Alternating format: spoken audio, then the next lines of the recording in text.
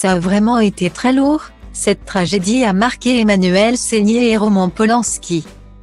Mariée au réalisateur Roman Polanski depuis 1989, Emmanuelle Seigner a donné une longue interview croisée pour Le Point.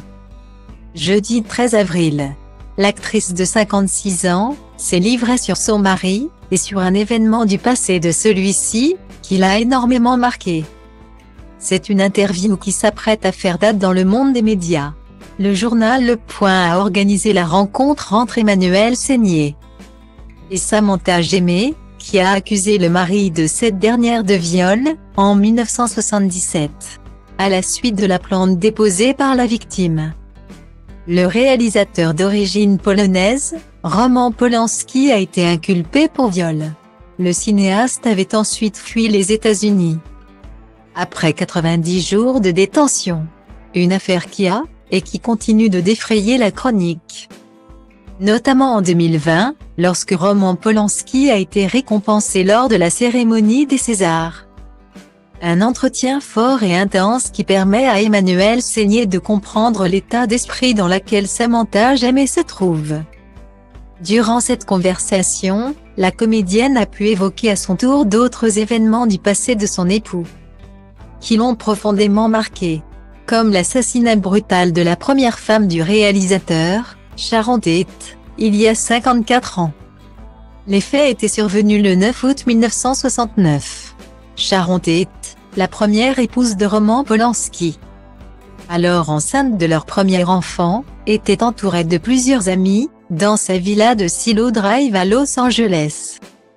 Ce soir-là, des membres de la secte de Charles Manson sont entrés chez l'actrice et l'ont massacrée. Un meurtre particulièrement choquant, qui a marqué les États-Unis, et qui serait la cause de l'acharnement médiatique envers Roman Polanski, selon Emmanuelle Seigner. Avec le meurtre de Sharon Tate, en 1969, commis par des Américains, sur le sol américain. D'une certaine manière, les Américains voulaient que Roman soit un monstre, comme pour effacer ce meurtre, a déclaré l'actrice. Une tragédie, qui en plus d'avoir impacté la vie de Roman Polanski, a eu un grand impact sur Emmanuelle Seigner. C'est surtout une interview du commanditaire du meurtre, qui a traumatisé la comédienne.